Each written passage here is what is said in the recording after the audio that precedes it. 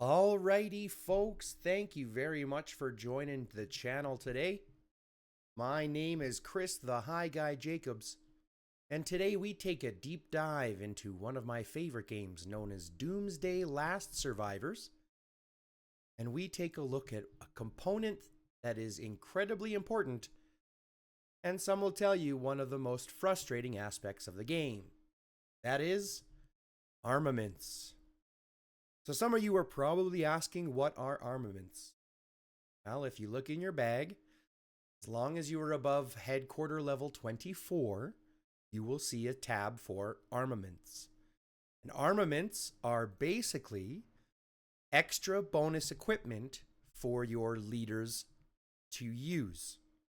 They provide a massive amount of bonus compared to when they are equipped versus not. For example, if you look at a Dut, 1.6 million here when she's fully equipped. And once I unequip her of all of her armaments, you can see it brings it down to only 400,000, 398.5. That being said, how do you earn them? What's important about them? What to use, what not to use, what to focus, and the rest is all determined on your involvement in the game. As I've mentioned in previous videos, the toughest part about this game is actually determining how much time and effort you want to invest personally. Those decisions will determine what type of troops you're going to focus on, what heroes you focus on, and subsequently, what armaments you focus on. Remember, this is effectively a pay-to-win game. So unless you're prepared to pay thousands of dollars, chances are you're not going to be able to upgrade all avenues of troops at the same time. This is why I always say hyper-focus one type, hyper-focus one main line. That way you can use your resources to the most efficient uses possible. So without going into individual types of armaments, as those are individual decisions you need to make, let's look at what type of armaments you can get, and let's look at what exactly they end up doing. Now, armaments you track for just like you do in the police station for heroes. You click on the police station, and you'll receive this button here that says track, and you're going to track. Now, you only earn one track every day. You can earn more of these bounty armament trackers as rewards and events, but that's really kind of it. You can buy them as well. So this is part that takes a long time. You first unlock these at level 24, but like I said, you only get one search a day. Now, granted, you will be able to earn an elite, a purple, or a legendary, a yellow armament every 50 donations or after every 50 deploys, but that's effectively 50 days without using any of these other ones. And no, you're not guaranteed to get one every time. If we go ahead and use one now, let's go ahead and see what I get. We received a blue backpack. Now, just like the heroes have levels, your armaments have levels too. You've got your legendary golds. You've got your exclusive purples. Or your, what did they say? Your elites, right? Your elite are purple. The bag. I gotta go into the bag, Chris. The elites are purple. You also have blue ones, and you've got green ones. Greens are commons, blue are rare, purple are elite, and gold is legendary. You'll also notice some of them have a funky border. This one here, for example, has a funky border, right? Right around the image, you see that interesting border. You'll see that one here as well. You'll also see it on these gold ones, on your legendaries. These signify special attach or special armaments. These are your high class ones. If you'll notice, these ones with a special border have 3 basic attributes, while your other ones only have 2. So these ones are more rare and more powerful, but that also means they're more expensive to build, they're harder to build, and it takes a lot more time. Or money, for that fact. Now, you need 30 fragments of any piece in order to craft just one of them. You need 30 fragments. And there are a ton of armaments that you will collect fragments for. So again, the question becomes, what type of troops are you focusing on? What type of heroes are you focusing on? And subsequently, what armaments will you focus on after that? Now, these chests you will earn in rewards. These are individual fragment chests. So for example, I have 38 individual pants fragment chests. So if I was to go and use them, I would be allowed to use those fragments for any of these 15 pants that you can choose from. Now, what do they do? Well, you have some that increase the lethality in your attack, some that are going to do lethality and counter damage, and some that do lethality and squad attack again. So choosing which one you're going to use is entirely determined on the luck that you get for pulling frags and what you plan to do with it. For example, this one here is infantry squad attack, while your fine plated pants is just overall squad attack. So this one is only giving buffs to infantry troops, while this one is giving buffs to all of the troops. So if you are planning on having a hero that typically will run multiple troops, chances are you'd run them with something along this line. If you're using a hero like a Dut, who likes to favor leading only infantry troops, you might end up using something along the survivor pants outcome. But once you choose what your pants will be, or what your equipment or armament is going to be that you're preparing, begin to hyper-focus that armament. You basically want, unless you're planning to spend, here, let me correct myself. Unless you're planning to spend a ridiculous amount of money, which some people do, I spend a little bit myself, but unless you plan to spend a ridiculous amount of money, chances are you're going to be shooting for one really strong battlefield line. So you want to do everything you can to create the best armaments for that line, to create the best heroes for that line, and to create the strongest troops for that line. For my account here, I'm an infantry main, which means I'm putting all of my resources into increasing the infantry set. If I look at my research, for example, you'll see that my research itself has most of the research done in the infantry side, right? That's where I've got the majority of my upgrades. We're still doing more, but that's where the majority of them will come. When I do my level 6, my tier 6, Ace Destroyers will be the first ones to go. But all of this is determined based on the decisions that you make. Infantry are the cheapest, they're the freest, and then they're the easiest to upgrade. Riders are the second cheapest, easiest, and freest, and then ranged are the most expensive. So you have to determine how much money, time, and effort you plan on putting in the game. I apologize if I emphasize this very much, but the truth is harder to understand than you want to think it is. You need to make that decision and understand that that's okay. You're not going to have a killer line of infantry, ranged, and riders unless you plan to spend money. Now, I don't plan to spend the farm, as they say. So in doing that, I've focused everything I can into infantry to make them as strong as I can. Now, when we look back at armaments, what does that mean? Well, for example, I have a Dut wearing a legendary Stego helm at 3 stars. I'll talk about starring them up here in a second. I've got her also running. Actually, let's just, like I said, we've taken a look at what her armaments do for her power, right? 1.59 down from 385. But you can see that it goes ahead and it really, in the overall, adds a ton of bonus attributes, right?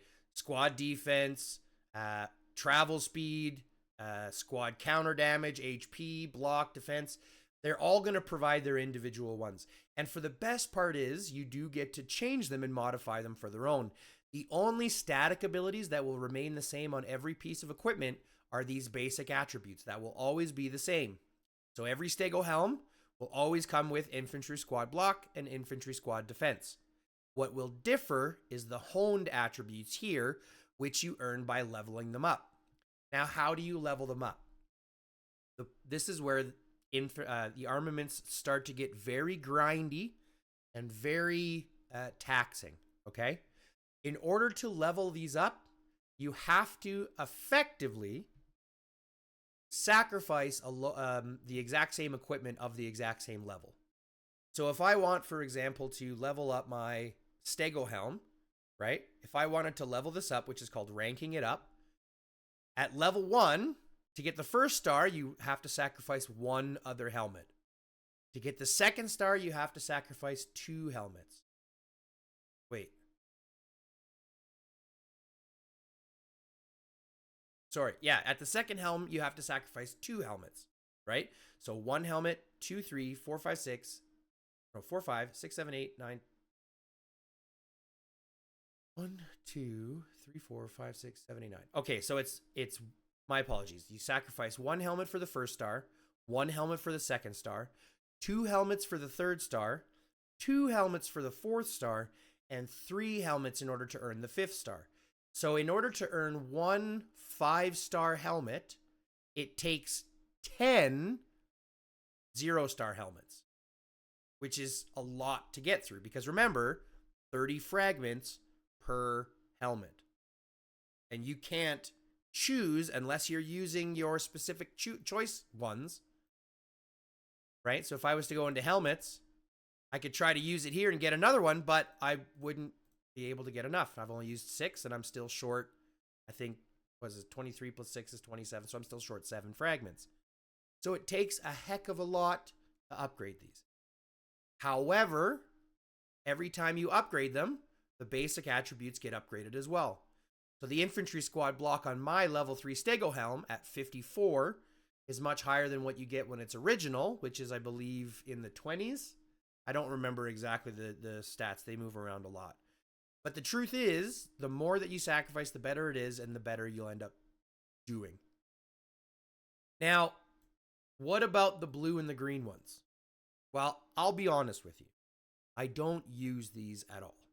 I have one on Russell for no reason. I guess the only reason is because I had it. But I'll be honest with you, I'm going to dismantle, and I'll show you these all right now. I'm going to dismantle each and every one of the blue and the greens. Because the truth is, I would rather have the nuts and bolts that you get from them. Right? We bulk dismantle all those. I would rather have these nuts and bolts here so that I can go into the exchange shop, the armament shop, and buy the fragments that I want. Right? So I can spend these here, these nuts and bolts, on the fragments that I want for the equipment that I want. So don't get attached to your armaments, as well as don't get attached to your hones. What do I mean by that? Well, let me give you a couple of examples. I look at these boots here, heavy mining boots. These are not designed for farming, but as you can see, I have them on one of my farming heroes. Why? Well, they provide travel speed, basic damage dealt, right? Squad's basic attack damage, damage dealt to zombies, zombie kill experience. So this is something I would want to put on my zombie hunters. However, as I was honing, it spit out this ability here, this effect. Oil gathering speed plus 20%. That is the maximum stat you can get for the oil gathering speed. Now, I can go ahead and hone that off and put something better here and go ahead and use these boots where they're supposed to. But I'll be honest, it's really hard to let go of those max ones. So don't be like me and make it okay for yourself to hone out these ones that aren't using any benefit to you for what they are specifically. Now, what does honing look like? Because, like I said, this is where it gets really grindy. This is where people really hate the game. I personally think this is the most ridiculous aspect of it because it's an entirely random event. It is a lottery system, and the options that you can get are just asinine. Okay, so let's take a look at these ones. I've been working on these ones a little bit because, again, I'm working on a Dut. She's my main leader, and these are the boots that we're working on for her. Okay, they're going to provide squad's basic attack damage and infantry squad defense.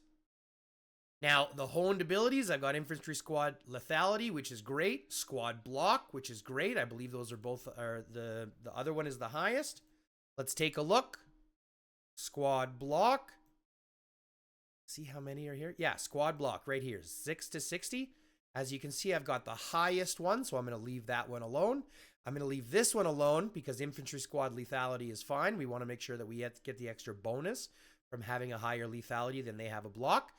But I don't want this rally skill damage here because this is only bonus damage based on when you are sending a rally, right? Now, if I look at my honed attributes, there's a ton that can be spit out here. Everything from infantry squad attack, right? Infantry squad block, rally basic attack damage, garrison basic attack damage, very specific uses. Overall, squad attack defense lethality, gathering speed, zombie stuff, squad load. So the problem is it's going to spit out anything on that list in any of the percentages between that it gives you in the range here. So as you can see, my rally skill damage is 1.1%. But if I look at rally skill damage, which is rally skill damage, it goes up to 4%. So that's not even a good one anyway. Not to mention, that's only going to go into effect when I'm using her to rally. Now, it's a benefit because I do use a Dut to rally often. But if I'm fighting in the field, for example, she automatically loses out on those stats because they're only triggered when she's actually rallying. So let's try to hone this and let's show you how ridiculous it ends up. Because I only got 133 common tags and 86 advanced. Okay? The common tags will allow you to go all the way up to legendary, while the advanced allows you to I believe, go all the way up to red. You might be able to get red with common. I think it's probably really lucky to get that. I don't know the exact mechanics there. But you can go all the way up to these red ones, these red levels on your legendaries. You can only go up to elite on elite, but you can go up to the red level here on the legendary attributes, or the legendary armaments, pardon me. So again, let's go ahead and let's hone some of this. Now, because I don't want to just put anything there, I want to put a skill that's going to be better. I want to put an effect that's better than my rally skill damage. I'm going to auto hone, and I'm going to auto hone to only elite level attributes. Okay, and let's count how many common automatic honing tags or tabs, pardon me, does it take until we get one that we can use. So let's go ahead. 1, 2, 3, 4, 5. So it took 5, and we got lucky. Infantry squad attack, I'm going to go ahead and take that. That's going to make these much, much more potent in comparison to only having that 1.1% bonus on while I'm rallying. But it took 5 for me to get 1. That's really lucky. If we look at another pair here, one I'm also working on, right? These two, great, but rally counter only matters if you are starting a rally and they are attacking you. So again, it's very specific what these are used for. If I send Thunder out as the leader and he's leading a rally, and that rally that he's leading gets attacked, then these bonus damages or these bonus honed attributes will take effect. If he sends the rally and he doesn't get attacked, these rally counter damages get nothing. Okay, so it becomes a scenario where it's very, very specific, and you have to be careful what honed abilities you're working on. So let's hone this one here. Now, I'm going to keep the gold one up there because at the end of the day, they're both the same ability. If I'm going to get rid of one, you're obviously going to get rid of the lower one. And let's do that same process. We're going to go auto, we're going to go elite, and let's go ahead and hone this and see what happens. 1, 2, 3, 4, 5. 5. Now we're getting garrison attack, which only affects when he's garrisoning. So this would actually be okay for Thunder because his majority of what he does is garrison. But I also fight with the Dut and Thunder in the battlefield because that by itself is a very powerful line. So if I was to go ahead and add a garrison attack, which is fine, he's still only getting these abilities when he's either in a rally being countered or while he's garrisoning himself. So it becomes very, kind of restrictive to where you can use them for what you have them equipped for. So I don't remember exactly how many we're at again, but you can start to see how this starts to compound. Because if I really want good attributes, you have to hone them. You have to not get attached to these red ones that you'll get on ones that you don't need. And you need to hyper focus the builds, the armaments, and obviously the hones from there as well. You've also got these couple of options you'll get into. These ones can actually be put onto anybody. And what I mean by that is if you look at the armament themselves, you have this little image here. This tells you the only type of hero this shotgun, for example, this riot shield gun, can go on. This can only go on infantry players. This can only go on ranged players, only on rider players, only on overall players, and then there should also be for leaders as well, right?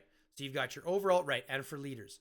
So the basic 5 talent trees that we've dealt with before, when you look at those basic 5 talent trees, these red ones here, right? This is the determination of what your armaments are going to attach to, except for these that will connect into these 2 middle nodes here. These ones are able to be attached onto anybody, and they're just basically a special device that you can put onto anybody.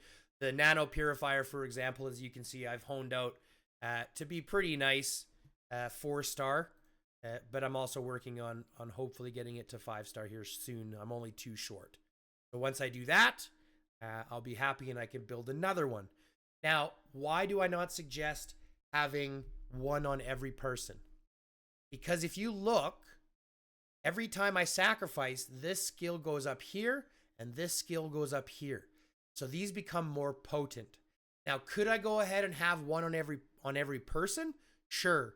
But remember, just like your heroes and their talents and their skills and everything else, the only person that determines those is the leader of the march. This means only armaments matter on the leader of the march. Now, in my opinion, and this might be controversial, it's better to have your one line, as I've said, the strongest that you can, versus having 3 or 4 or 5 smaller lines that aren't as strong.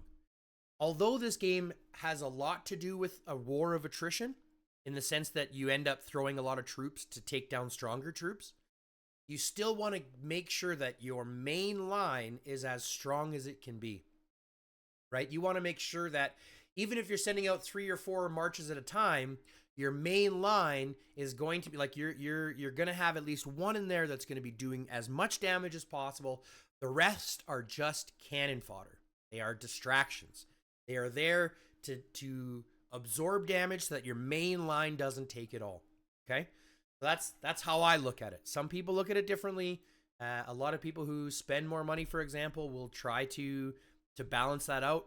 But these types of games, it is always the best advice to pick one troop, hyper focus, go from there. Build the best line that you can. Look, go ahead and just in that one hone that we did to fix those boots a little bit, right? We got rid of that rally one. We put in the infantry squad attack, and all of a sudden now we're over 1.6. We were under 1 point, I think it was 1.59. Just that one little thing, we've moved it up a lot. Now, as I said, the heroes or the armaments only matter on the heroes that are leading. So if you see, for example, I have a Dut and Thunder, both with armaments, okay? If I was to send a Dut and Thunder out here, which I've done in the past here, let's actually look at some of these reports. We just finished Pompeii, right? So if we look at our armaments, right, the equipments come Commander equipments is fine. The armaments only come from a dut. Only from a dut. They only count what a dut is wearing. They do not count what Thunder is wearing. Thunder does not bring his at all. The only reason why Thunder is there and wearing equipment is because he also runs my main defensive line in my house, in my shelter. So he's my main garrison defense. So if I send him out with a dut, then he's out dealing damage. As soon as I bring him back, he's still armed and ready to defend inside the home where I know he'll be more efficient. It also means you do not need to put armaments on every hero, guys. This is important. You only need armaments on the leaders of your march. It also means that you can put, because remember, some of those abilities are farming abilities. So it also means that you can hone these abilities and you can get armaments that are specific to allow you to gather faster, increase your load, increase your march speed, right? There's a ton of capabilities to make it so that your farmers farm better. So if I look at my armaments for farming, right, we can filter those out. They're all going to be overalls, right? We've got things like your heavy mining boots, which provides oil gathering speed. I've got this one, which provides a bunch of stuff for bonusing for zombie damage, which is on Peggy. I've got these boots here, which increase the food gathering speed, if you notice here, by 15%, which is a nice little bonus. We've got steel gathering speed going up 13%. So you can put these on the types of troops that you need, right? Those 5 main types, and benefit those skills that they have. Wood gathering speed, travel speed, so that your trucks can get away when they're carrying stuff. We all know that they slow down when you're carrying, especially in AR and IR, for example. If you're carrying cement, they slow down. So these types of things you can hone to make your individual heroes just a little bit better. Now, why is this so important? Because as you've noticed, they become a huge portion of the game. They take your heroes from insignificant little 400,000 power or 400,000 might ants to 1.6, 2.6, sometimes 3 million powerhouses. And that's going to determine how effective you are. And that's really how the late game starts to develop. Because eventually you get to a point where you can't upgrade your buildings anymore. They are all upgraded. You can't upgrade research anymore. It's all upgraded, right? Once you get to tier 6 troops, most of your research is already going to be done. So you'll get to a point where all of your buildings are built, all of your research is done, and the only thing that's going to be left is building and honing attributes and equipment, which takes time. And since it's so grindy, it's very important that you understand how armaments work now so that you can start to develop and start to build up that collection to use later. It takes a long time to win this, to earn these, and a lot of luck and a lot of patience and the willingness to do something like this. Take these Chelsea boots, for example. I'm probably never going to use them for anything. Have I gotten rid of them? No. They're on a leader, or they're a leader type. And in reality, the premium Oxfords, just a little bit better. So you know what I'm going to do? I'm going to go ahead and dismantle this. I don't have to. I just know that I'm not going to use them for anything. Now, if I dismantle them, look what I get out of it. Owning stuff and a whole bunch of these so I can get the actual shoes that I want. Don't get connected to ones that you're never going to use. I have so many here that I'm never going to use. Look at even if I look at something like here, let's dismantle this just so that we can both do this together and I can have a period of growth in myself. Let's go ahead and dismantle. That was hard. But guess what? I've never used those boots, so why keep them? Okay? Same with something along you start to look into here. See, these are infantry pants. I spent a lot to get these originally, right? Once I started getting them, because getting the other pants is harder. But now I've got these pants, which is effectively the better ones, just upgraded, right? It's the same ones, just the better version. Granted, they're not as high as level, so technically these ones are stronger.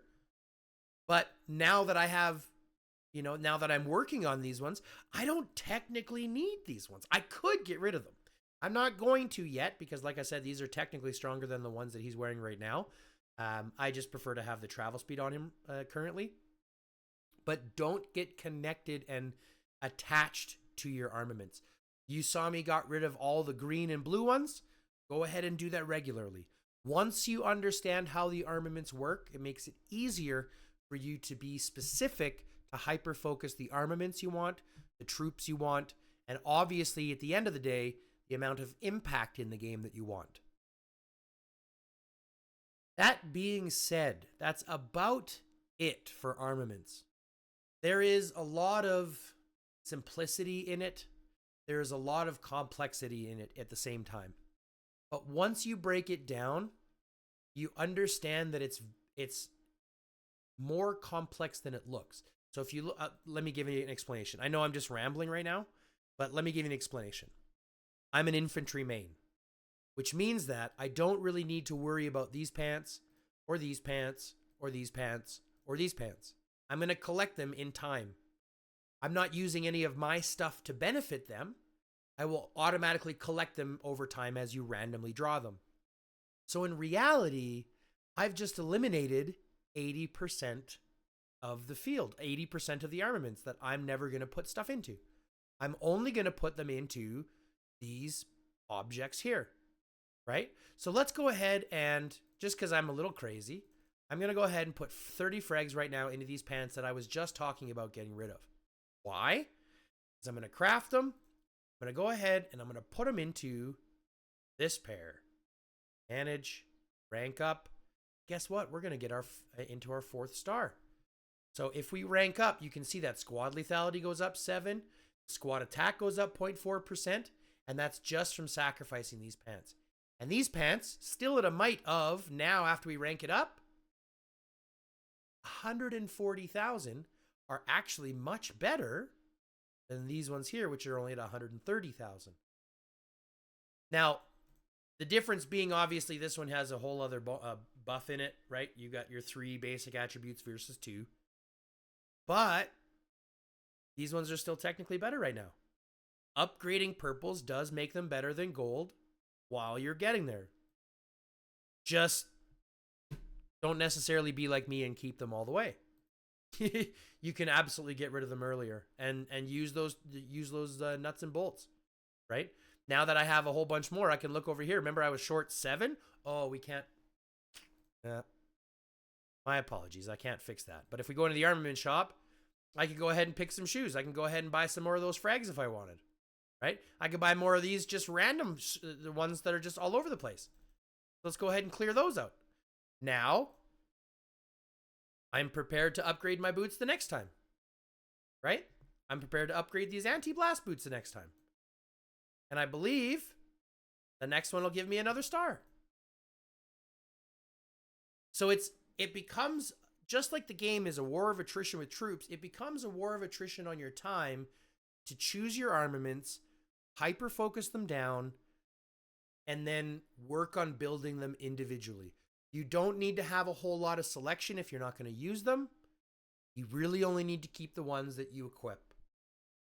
I know it's hard to dismantle them when they take so much to get, but trust me when I tell you that it's beneficial, as always, and I sound like a broken record, to hyper-focus one line at a time. Hyper-focus one hero at a time, get them to 60, and get them awakened.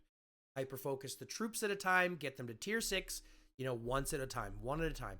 Don't split your focus, because that will inevitably kill your drive to play, because you won't be as impactful during events.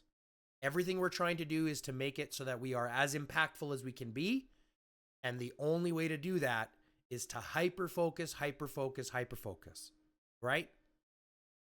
That being said, guys, that is about all there is to know about armaments that I can think of. There's probably some other mechanics involved, as this game has some hidden mechanics they don't really talk about. But the truth is, it's a lot more confusing than it really is. It looks more confusing than it really is.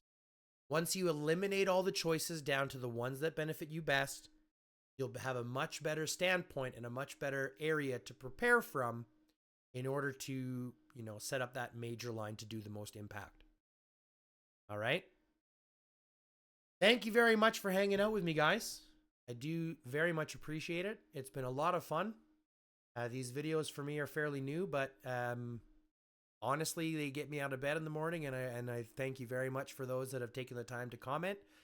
So please go ahead, comment, like, subscribe, hit the little notification bell if you like these videos. Let me know what you want to see down in the bottom.